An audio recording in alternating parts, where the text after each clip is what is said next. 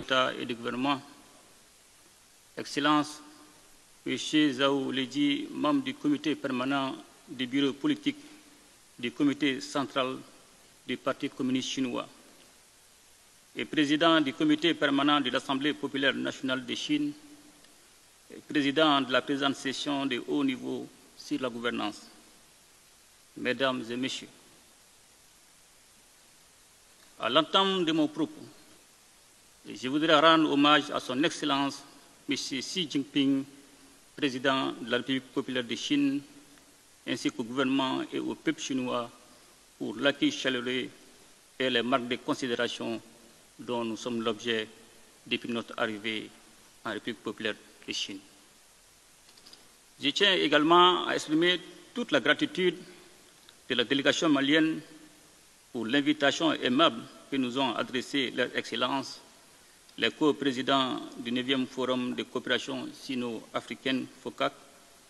Et c'est un honneur pour nous de participer à cette rencontre d'envergure qui symbolise la force des relations entre l'Afrique et la République populaire de Chine. Des relations qui ne cessent de se renforcer dans un contexte international marqué par des défis multiformes. Le Mali réaffirme avec conviction son engagement à approfondir les liens de coopération avec la République populaire de Chine et ces relations entre nos deux nations reposent sur des principes immuables de respect mutuel, d'égalité, de bénéfices réciproques. Nous saluons particulièrement la sincérité et la stabilité de ces liens bâtis sur le respect de la souveraineté de chacun et la non-ingérence dans les affaires intérieures. Excellences, Mesdames et Messieurs, les valeurs que partagent le Mali et la Chine, notamment en matière de respect de la souveraineté et des droits humains, constituent le fondement du thème qui nous réunit aujourd'hui, à savoir le renforcement des échanges d'expériences en matière de gouvernance.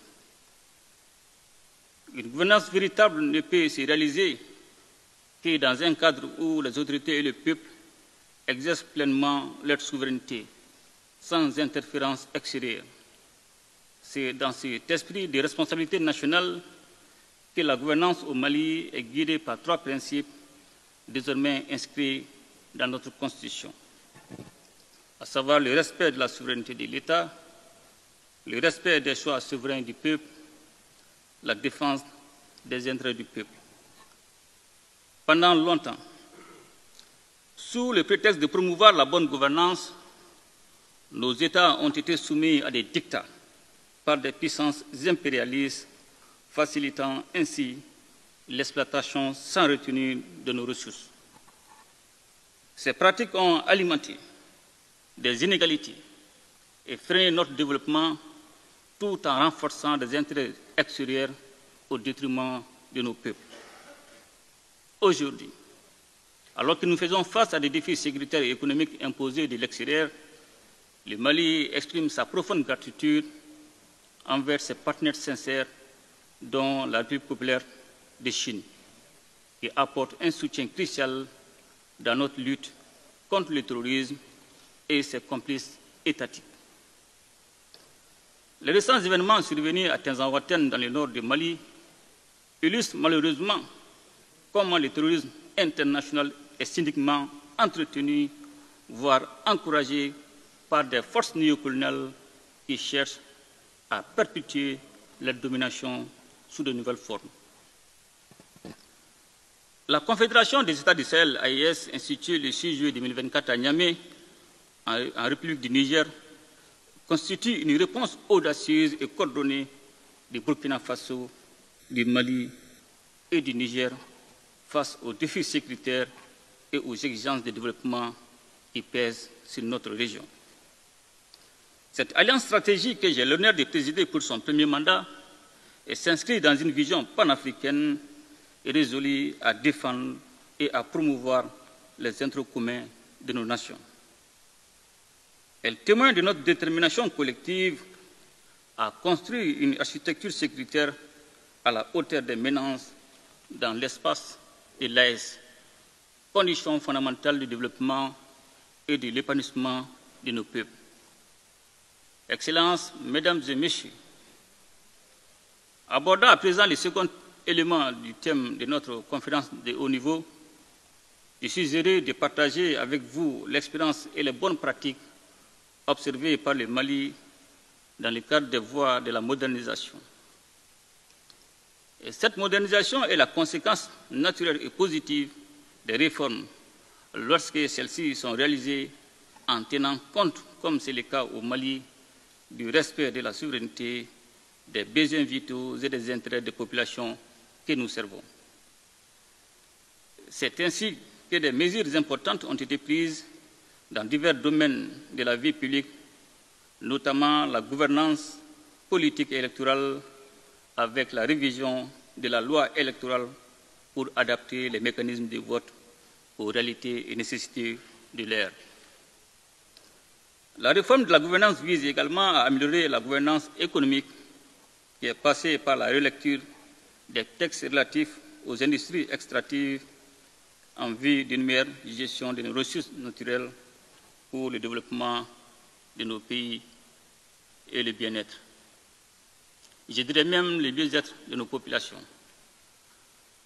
Dans un autre domaine, afin de rapprocher notre administration publique des usagers, j'ai décidé de lancer un vaste programme de digitalisation de l'administration publique, en privilégiant la transparence dans les procédures, la diminution des coûts, mais surtout les droits des citoyens.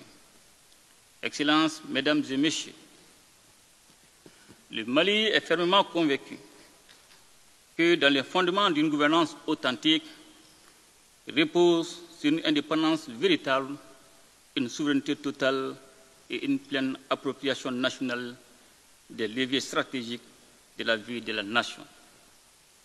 Et c'est avec cette vision que les réformes courageuses et profondes ont été entreprises, répondant ainsi aux aspirations légitimes exprimées par le peuple lors des assises nationales de la refondation et du dialogue intermalien.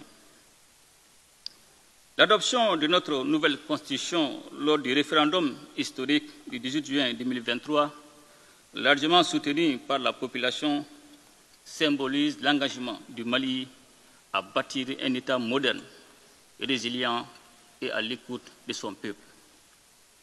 Ces réformes décisives qui marquent notre volonté profonde de refonder l'État ont été réalisées grâce à la mobilisation collective des Maliennes et des Maliens aux côtés des autorités de la transition. Cette dynamique dénote une approche inclusive et durable sur fond d'un large consensus national dans le processus de refondation. Les dites réformes, faut-il le rappeler, reposent sur la réaffirmation de la souveraineté du Mali, soutenue par l'engagement inébranlable de nos forces de défense et de sécurité qui assurent un contrôle total et efficace du territoire national.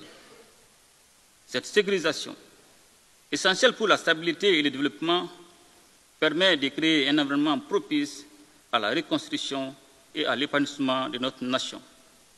Le Mali se dote ainsi des outils nécessaires pour relever les défis actuels et bâtir un avenir prospère pour tous ses citoyens. Excellences, Mesdames et Messieurs, je voudrais, pour conclure, renouveler la profonde gratitude du peuple et du gouvernement malien envers la République populaire de Chine pour son appui indéfectible, en particulier dans le domaine de la stabilité, de la paix, de la sécurité et du développement. Le Mali reste résolument déterminé à approfondir et à fortifier ses relations avec la Chine ainsi qu'avec tous les partenaires qui partagent les mêmes valeurs de respect de souveraineté et de coopération réciproquement bénéfique. Vive la coopération sino-africaine, vive l'amitié entre nos peuples. Je vous remercie. Very much, President Mbeka, for your small my pleasure to Excellency President Joseph Makai of the Republic of This forum also institution After